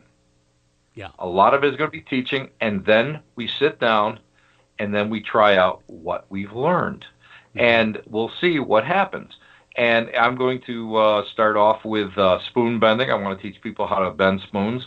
Then I want to go and from there I want to work with table tippings. And the reason I'm doing this is to build up, sync the energies as much as I possibly can before we sit down and do a formalized seance. And here's the deal, and it comes right out, and I tell people this is the way it works. We're going to do this, but if nothing happens in 20 minutes, that's it. We're done. Now, go ahead. If you're interested, I would love to form a group, 6 people, 10 people, whatever, and do this on a regular basis once a week for months at a time to see what we can get. So actually, there's a method in my madness. So you're kind of seeing how your group evolves within a month period, in a sense. Absolutely. Like what you can do at the start and what can you achieve at the end. Absolutely. And I'm going to go and weed out those that are just there for the thrill ride. The people that are going to come to this, pretty much to this group, into the seance, are people whom I know anyway, who are really dedicated and want to do this. And I'm going to see, and of course it's going to be a mixture of other people too, but I put a limit of 25 people on there, and it's going to be a lot more class than actual seance, because I want people to understand 100% that this is not something that is a sideshow thing. This is not a thrill ride. I want people to know that the reason for it is sacred communication and the development of physical phenomena. That is what I want. And I want people to learn. It's like working with Ouija boards. You got to take that time to show a person and explain to the person how to do it, how to open it, how to close it, and how to deal with something that may come in that isn't cool. Yeah. So, this is what it's going to be. So it's going to be a 3-hour class, and I would be remiss if we did not try it. So it's an entire. What I'm trying to work up is an entire evening event for people to do. Yeah, you're teaching, but yet you're also vetting the people. And that makes complete sense because you have to have some type of spiritual rapport with those people. Absolutely. We're also going to be working with table tipping, and we're going to try to go and duplicate some of the Philip experiment. And I've been in contact with the Canadian Psychical Society, and they have sent me this unbelievable wealth of information of the Owens and what they accomplished, plus all sorts of links on YouTube to little known experiments and demonstrations, so that I want to see within a very short time if we can go and we can affect a situation where we create a thought form, and that thought form also goes and gains an intelligence. So these are two things that really kind of work hand in hand, and if I can go and if I can teach these people true seance, and then we can go and we can start experimenting with even the Ouija boards or working every single time in a true etiquette-based seance, I think that we can accomplish a lot, and that's what I want. I want to see. I want to show people that the old school ways are just as good as sitting there with a recorder and talking to yourself in the dark, because it may take a little bit longer old school, but you gain so much more knowledge and spirituality while you're doing it. So that's what I'm really hoping for. Well, I have two questions, and one of them is mine, and the other one is, of course, from a listener that really rang my bell and jogged my memory of what this is. But number one, when you make a thought form in what you guys are doing through spiritual communication, or you think that hard, you have that energy going, what do you do with it once it's formed? Do you keep it around? What happens with all that energy? You never keep it around. You dissipate it. It's done through conscious focus and intent. And you never keep. I mean, even as a dowsers, we go out there and you have two of the oldest guys, which unfortunately now I resemble that. But you go and you take two of the oldest guys and they draw a thought form map. They create this map in their mind, or I should say the thought form wall. They create it in their mind. They draw it out on a piece of paper, put it in an envelope. Then you send out dowsers with rods or wide limbs or whatever you want to use. Sure. And little flags, and let them go and let them find that thought form wall. When you're done with it, you dissipate it. Same thing with what's going on, what we're hoping for, by working with it and dissipate. Actually, I want to do with the Philip experiment is you never leave anything open, because the dissipation of the thought form does not go and harm the intelligence. The intelligence is going to be there. Yeah. The thought form is only the portable body in which it's going to go and interact with you. Gotcha. And at the end of it, you thank it, and then you dissipate the thought form. That's what's so important. A lot of people don't do that. That's where people get in trouble. And a lot of people are afraid of thought form because of the fact that you hear it in witchcraft, you hear it in so many different traditions where you create this thought form for negativity, for harm, or whatever. Yeah. That's not what you're doing here. You're doing this to create a body in which a spectral or a vibrational essence of personality is going to inhabit for a short period of time. And then at the end, they go and they leave it, and then you dissipate it. Gosh, Tim, that's so fascinating. And one of the listeners wants to know your thoughts on the skull experiment. The skull experiment down in Australia, right? This one they're referring to the British one. Oh, the British one. You're right. Yep. You're right. Now, you know what? I never knew anything about that. Right up until the Canadian Psychical Research Society turned around and sent me information on it. And it's fascinating. This is a totally fascinating thing. And what I love about it is that in many ways, it mirrored the Philip experiment, yet I think it actually even went further. Yeah. I think it pushed it a little bit further. And before that, well, I can't remember, starts with a B, the gentleman's name, when they were working with it, it's similar, and it predates the Philip experiment, where and you can get it on YouTube. Bachelor, I think, it's something like that. Yeah. This is, to me, this is repeatable, and that's what I love about the skull experiment. I wish that they had pushed it even further. Yeah, I'm looking at. I googled this quick because hey, we got some sharp listeners over there, and they hit me with this. Yes, I couldn't remember it. I'm like amazed. This is so great. and so I'm looking at it, and wow, the evidence that they made, the film that was sealed, and they developed it, and there were spirit images on that film. Ectoplasm was pretty much commonplace for them to create. They were speaking with several guides on the other side. Including, according to this write-up, alien intelligence. Well, that's something else. You know, I have gone, and I was blessed again because I'm on the advisory board of the Edinburgh University Paranormal Society down in Pennsylvania. And I got a chance to talk to some people about the fact, or about the theory that aliens may be spiritual rather than nuts and bolts in nature. And if that's the case, of course you can go and contact them. Look at the Frank's box. Look at the original reason why those are made. Yeah. And you know, I gotta say, I have to keep my vision so open, and I have to be able to go and accept all of it, because now you look at the Hudson Valley. I don't know how many people talk about. I mean, that place is like a UFO highway. Sure. People go who are contactees, who are experiencers. They can go and they can call these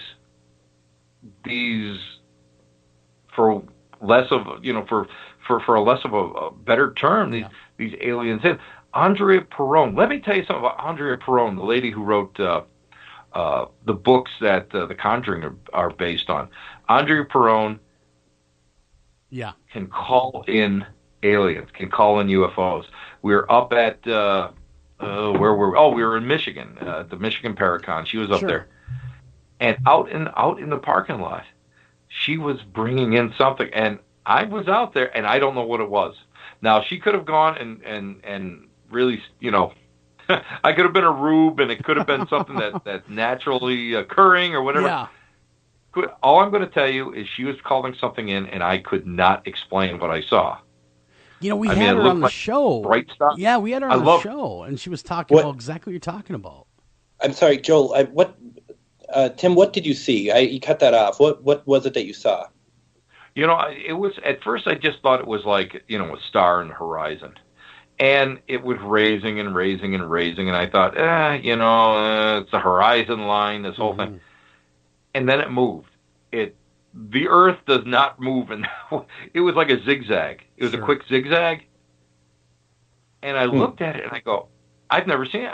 I've only seen that. I'll tell you the truth. I only saw that once as a kid during a UFO flat back in the 70s, and I was out in the woods, out in the country where there was like no extra light pollution. This thing would look. If I had seen it first, I would have thought it looked like a satellite going in orbit. Then all of a sudden, it just went zig, zig, zig, and done, and it was gone. I don't know what it was. I can't explain it. And she says, and she's got the whole philosophy behind it. I'll tell you, of all the people that I've ever met, she's probably one of the most amazing women I've ever met in my life.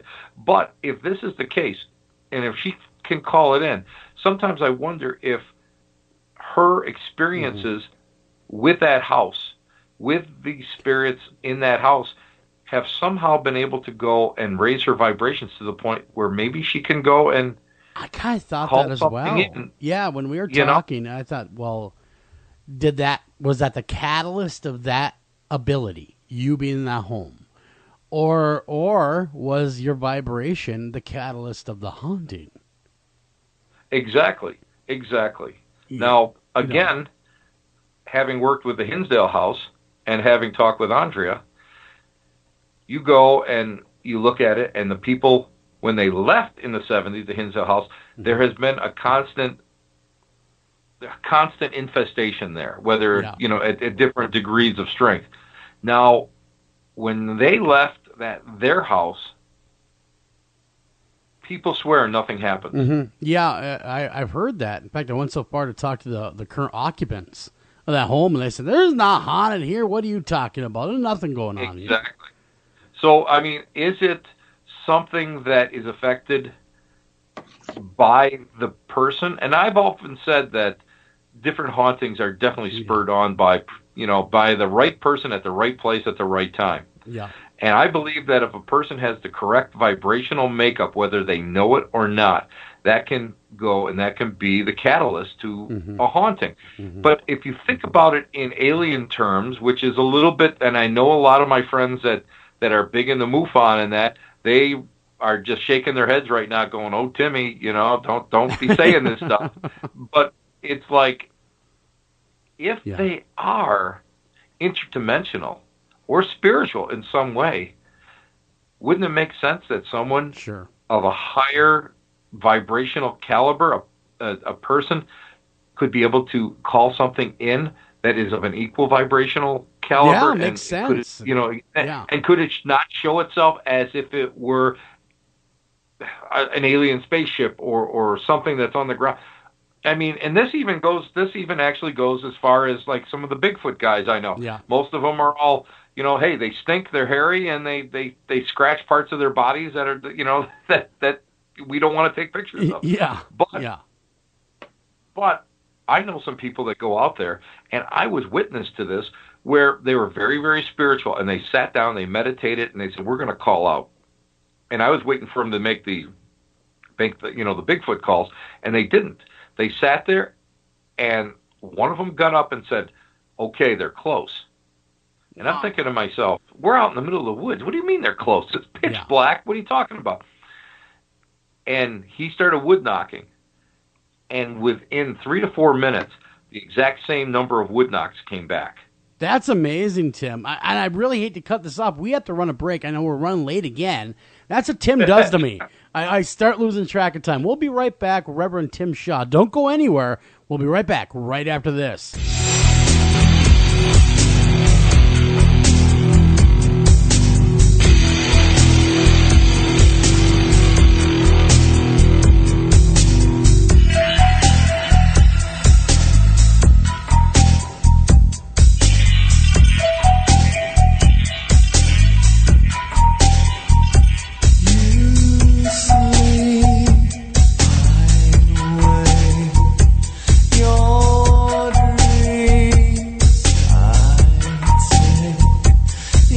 You're listening to After Hours AM Deeper Cuts. Cutting deep into what skews. This is Jen McGowan, founder of Wayward Souls Promotions, a company dedicated to helping individuals, teams, radio shows, and others that are seeking exposure for their individual events, conventions, and shows. We offer a wide variety of advertising, such as web-based article, social media posts, podcast advertisement, and so on. Contact us at paranormalpromotion@gmail.com, visit us on Facebook at Wayward Souls Promotions, and visit our website at www.waywardsoulspromotions.com.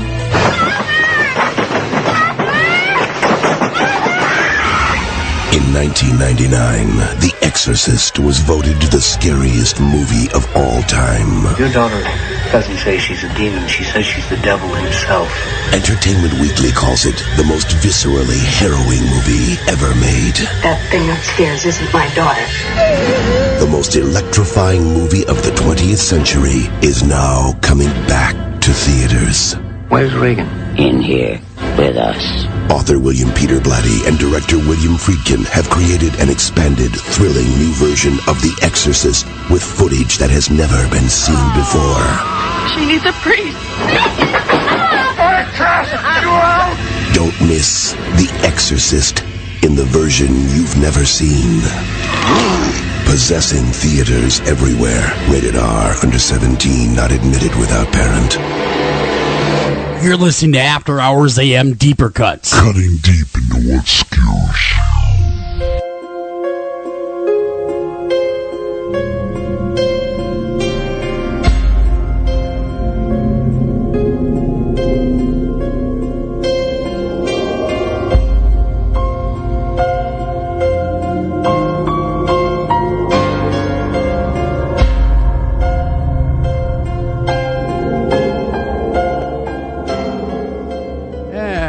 Welcome back to After Hours AM, Deeper Cuts Edition, everybody. I'm your host, Joel Sturgis. Right along with me is the talented and sometimes beautiful Greg Bakken. Are you enjoying this, Greg? I mean, isn't this mind-shattering with Tim's, I'm picking up what he's putting down. I get it. But man, it's still hard to wrap my mind around. How about you? No, there's a lot of moving pieces to all of this, that's for sure. Yeah, I mean, there is a lot of moving pieces, and of course we touched on everything. You name it, we touched on it. Greg, you have what's on your mind with all this? I know you're a deep thinker when it comes to that stuff. We had talked at break. At some point, we're going to go into a little bit about the ITC stuff, and that's Tim. That's one of my areas that I personally find very interesting. Beyond just spirit boxes and beyond just all the stuff that goes along with it. Actually, over the weekend, we were when Joel and I were doing the live remote, we were talking with a gentleman by the name of Kevin Swanson, who does a lot of you know who that is? Yeah, he's one of the leaders in this. Yeah, and we were talking about a kind of like a way to do a visual form of a spirit box using, instead of having the white noise from a radio or echo, doing something where you get static, and I've seen some stuff that's kind of along those lines, and all that stuff is very interesting to me. Well, what I love about it, I'll right up front, I'm going to tell you, I was probably brought into the world of ITC kicking and screaming. Sure. I hated it. Absolutely hated it. It was BS. It was just, you're matrixing the sound, this whole thing. And Tim, another radio dog to another radio dog. I was the same way until I met Greg, and he changed my complete spectrum on that. To be honest, I went, and one day, I'll just make a real short story. A gentleman who's really one of the greatest guys that really was produced from the TV shows, from Ghost Hunters and Ghost Hunters International. I consider him a really great friend of mine. He introduced me to some ITC stuff.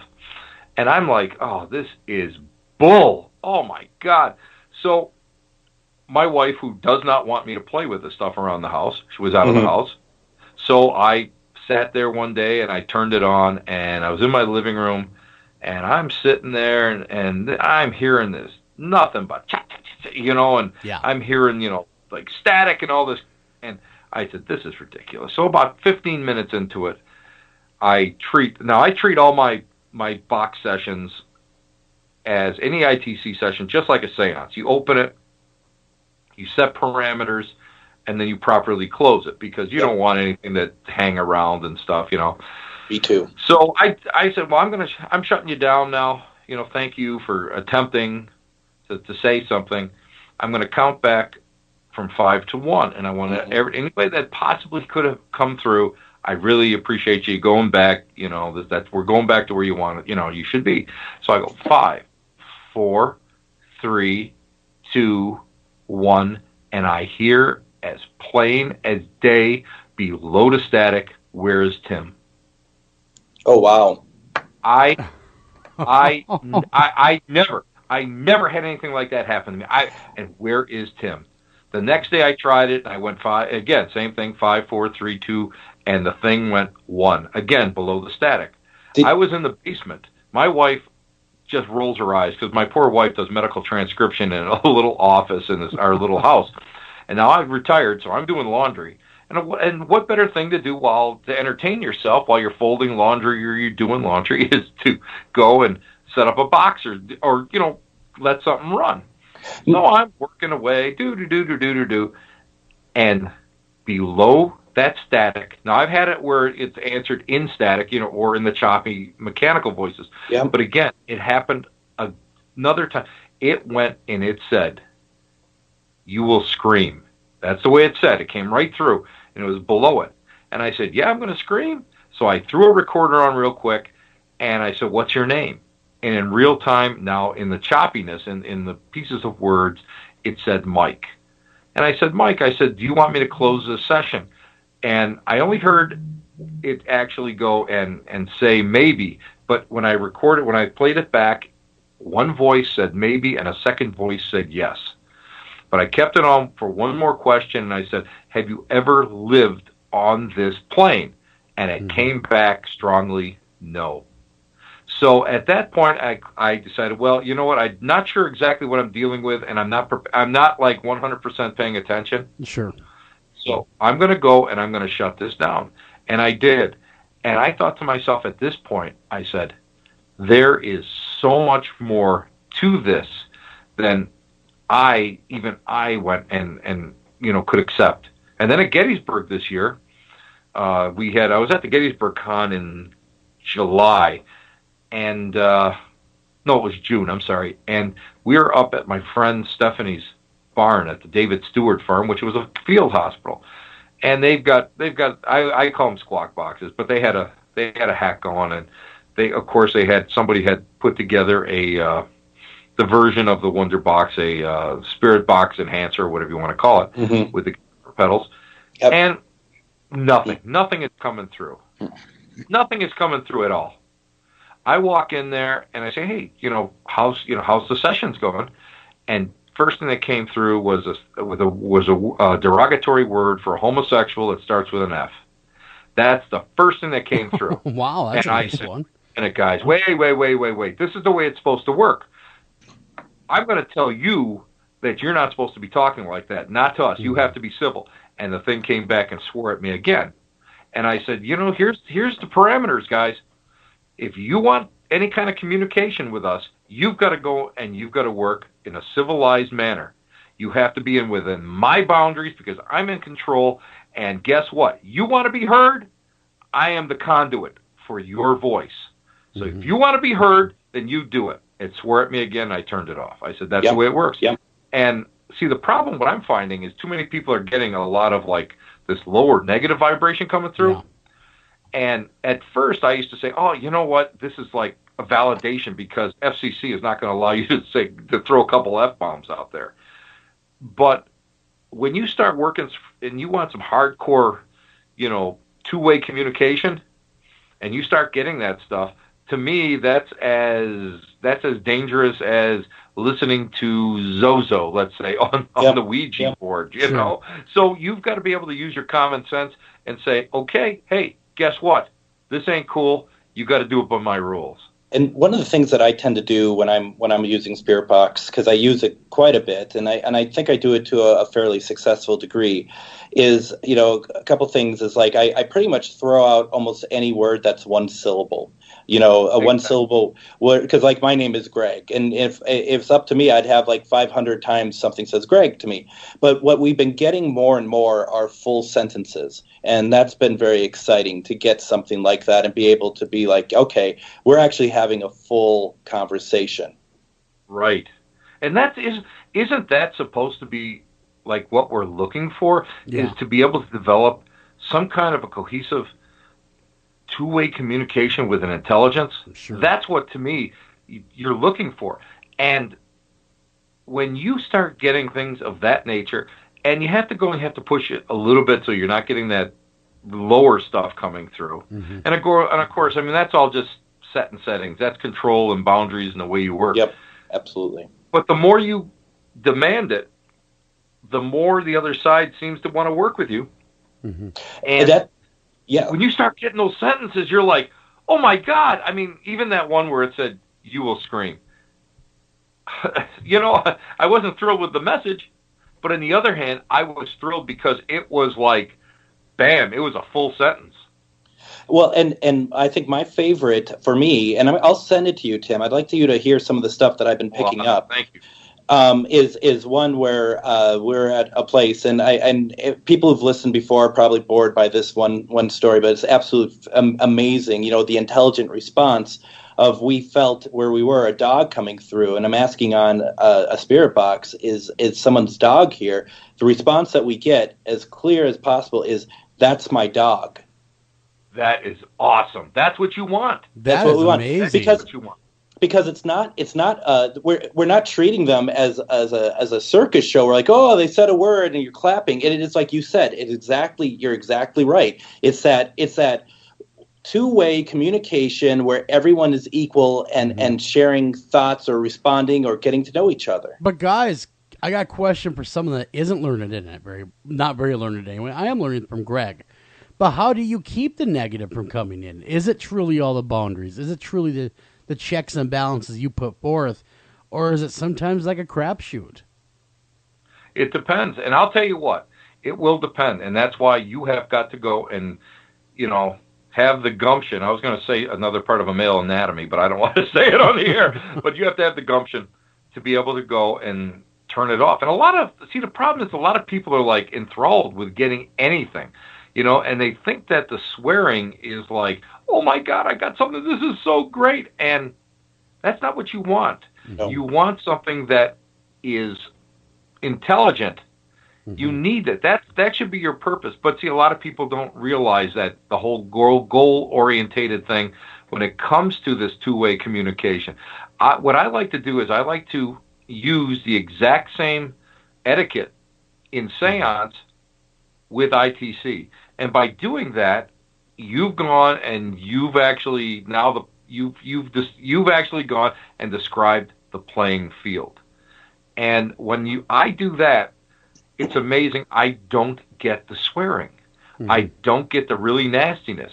And to me, if I don't get anything at all, that just means that they're not either strong enough or the vibrations or frequencies or whatever aren't jiving. That's cool. I don't care about that. But all of a sudden, when you get something like, that's my dog, that is got to be the most heart-racing, just, how can you, undeniable proof that comes through. And I should say undeniable, because everybody can tear everything apart. But, I mean, to me, that would be nirvana for me. Well, guys, to be able to get something like that. Does the presence of, like, a skeptic impact it at all? Or will it work no matter what kind of deal? I mean, like, to be honest with you, I was very skeptical. And Greg, I met all the people that claim they knew to, use a spirit box. I'm like, nah, you guys are just matrixing what you guys want to hear. None of that was even on there at all. Now, me being skeptical and being skeptical of the device, does that impact the end result? First off, question everything. Mm-hmm. As a medium, I question everything. As a paranormal investigator, I question everything. I take nothing at face value. And the reason why I do that is because, again, we're looking for truth, and I don't want to be seduced into believing that something isn't what it really should be. Mm-hmm. I don't want that. So be skeptical. And I don't care. Here's my deal. I do gallery. I don't care if there's somebody in the audience that's skeptical. Mm-hmm. I do seance. I don't care if somebody's there that's skeptical. If it doesn't go, I don't care, because I'm trying to go and be the voice box of spirit. I'm trying to be the facilitator of spirit. And right at this point in our evolution, we cannot have 100% repeatable results. Mm-hmm. So my thinking is this: skeptic in the crowd or in the group, what better chance is there to go and convert somebody and have something good? And the reason is there a difference? Oh, I'm sorry, Joel. I was just going to ask real fast. Is there a difference between a skeptic and someone who refuses to believe? Yes, a skeptic is someone who questions, who has to have someone. Most skeptics will sit there and until it's proven, they won't believe. Mm-hmm. There are people out there that just won't believe even. You know what? You can paint a room red, and they'll come in and say, this room is not red. This room is blue. Mm-hmm. Mm-hmm. And they will do that. And there's people that do that. And here's the way I think. God bless you. Yeah. God bless you. Yeah. I wouldn't want to live in their world, okay? Yeah. Our jobs are not to go out there and beat somebody in the head to believe anything that we're doing. Exactly. Our job is to go out there and explore. And if people are nasty, and you guys get it as well as I do, and I've been raked over the coals more probably than anybody else, but my job is just to go out there and push some boundaries and look for the truth and work with different things and not be affected and not have to worry about proving whatever I'm doing to anybody else. If I get some great stuff, oh my God, I can't wait to share it. If I don't get anything, it's okay too. I'm just going to go and try to modify something else that I'm doing, whether it's an investigation or even in gallery or reading something. Sure. That's our job. Our job isn't to go and be the policeman of the whole paranormal metaphysical world. Well, that's not our job. Yeah, it was kind of interesting because number one, when I was with someone that claimed that they knew how to run the spirit box very efficiently, they said because I was a skeptic and not a cynic, a skeptic, I truly wanted to hear what was going on. And God, I was really hoping it was going to work, that I had a cooling effect. That was me cooling the activity down. All right. You know what? I can't stand when somebody says that. You know what? Somebody will come in and go, well, the spirits won't come around when I'm here. Mm-hmm. You want to know a secret? Spirits are here. Yeah. Everything's here. It's you who has put that out there. It's you who have gone and blocked it around you. I'm going to be truthful. I've had people do that at Hinsdale. This one guy goes, the house hates me and this and that, and if you mention my name and nothing will happen. Well, of course, I mentioned his name.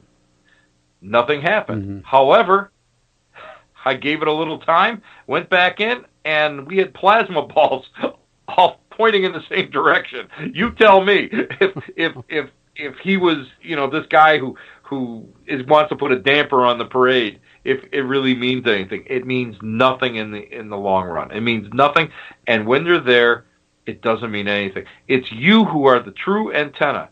I always tell people, you know what I like to do?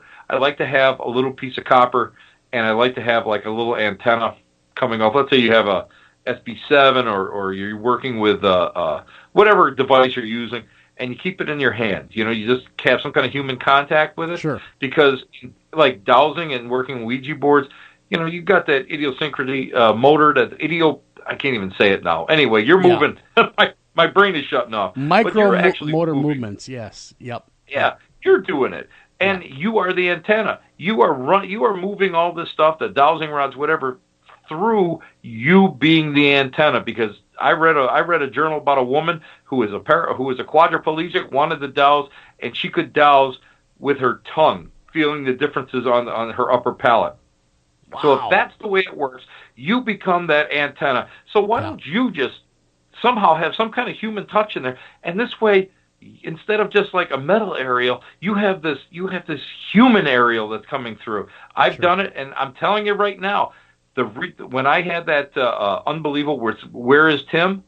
the device was sitting on my lap. Mm-hmm. It was amazing. That is truly amazing. Another thing I like is the way you're not afraid to push the boundaries.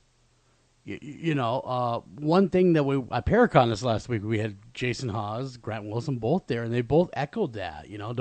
Don't do what we do what you do, and that was really cool. That's it. And you know what, Joel? I know a wonderful guy by the name of Mike Bestine. He is an Algonquin elder. He is one of the last of the wisdom keepers. And one time he did this ritual, and the next week we all got together and he said to me, he says, I want to give you the honor of opening. And I said, sure. And it was this whole fire thing. And he stopped me. In front of everybody, he stopped me. He goes, what are you doing? I said, well, I'm doing this ritual. He says, you're doing my ritual. He says, you do your ritual. And that always carried a lot of weight with me because I always went and said, you gotta push the boundaries. You can use what you see on TV as a guide. Yeah. But use that gray matter between your ears and come up with something new. Sure. I'm right there with you. And Greg is as well. I mean, we're both big advocates of pushing that envelope. Because if we don't push it, we're going to be stuck where we are today. Exactly. But at the same time, I find it very interesting that the way that you run Spirit Box sessions is exactly how I run them, and I never put the two and two together about it being like how you'd run a seance, because it is. I do it exactly the same way. I open it, we set our boundaries, we explain where we come from. We only want to talk to anyone with love and above. And then we have a session. And yeah, once in a great while, we'll get someone who might say something, but then when we're done, we'll close it. Or if we feel that there is something not going on there, just like you said, Tim, we close it down. We're like, okay, you had your chance. You're not playing along. We don't want to partake in what's happening here, and we shut down. Mm-hmm. Exactly. But you know what? what I found is, like, with me and seance, it came through a vision. It came through something beyond me. Mm-hmm. It actually showed me something that I did not know, something that I was not exposed to even as a kid, the etiquette of it. Would you, I want to ask you this question. Did it just feel, when you started doing it in that manner, did it just feel right? Did you just feel, all of a sudden you said, I'm just going to do this? Do you think that perhaps there was some kind of a vibratory sync that you might have picked up from the other side that kind of like said, hey, dude, let me show you how to do it safely?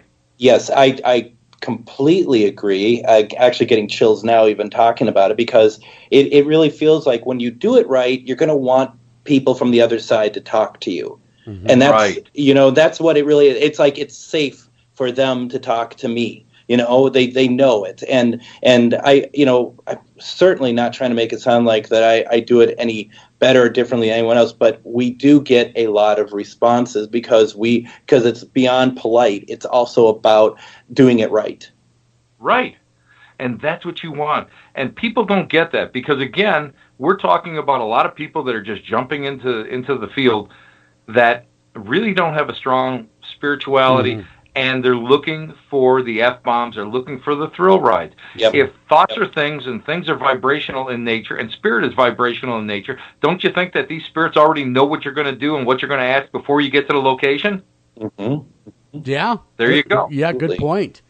Absolutely, that's a great point. Well, Tim, we could sit here and talk all night. Seriously, we could, easily. But why don't you tell us where people can get a hold of you, what kind of stuff you're doing, and also make sure you throw in your production company in there as well.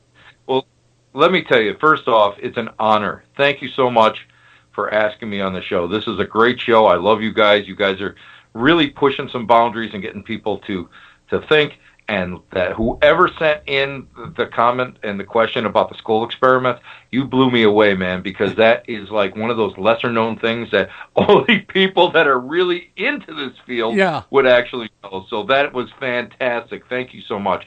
But you can find me on Facebook. I'm an avid Facebook person. But you can go and you can write to me at blackcatlounge1@yahoo.com. Also, if you guys want to see some interviews that we do with some crazy people who I love dearly, my good friend Eric Charles and I, we do a series called Curiosity, which is a web series with web episodes on there with interviews.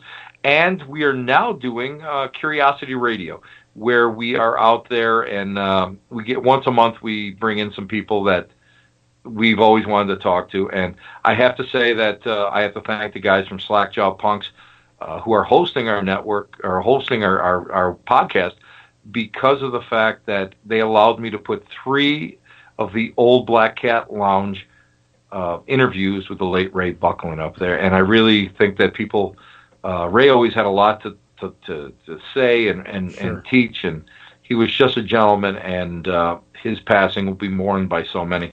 So everything is free. Because we do this because we are explorers. We do this because we want the truth, and we do this because of people who are listening, and you guys. Because if we can go and we can make one person open their eyes and figure something out, or see the connection, maybe they can start following the dots, and everybody can start moving in the right direction. So I really love that, and again, I love your show, guys. Really, well, thank you so much for inviting me on. No, I'm happy. This was totally an honor. Oh, well, thank you. It's all the honor, really, Tim. As always, is all ours. So you always bring something very interesting and enlightening. It's never the same interview. We interviewed a lot of people multiple times, and you can almost play the other interview, and it's the same interview. Not with you, and that's something I've always enjoyed, my friend. Is every time that we've talked. Insane. We're both crazy. We're both crazy. But tomorrow night we do True Crime, guys, and we are actually talking about the Adam Walsh case. In fact, I do believe that John Walsh will be coming on the air with us to talk about that case, about his son, his time America's Most Wanted, stuff like that. So again, want to tune in for tomorrow night, almost same time, 1 hour later, same network. So take care of each other. Love each other, and don't be afraid to push those boundaries and believe what you want to believe. Until next time, love y'all.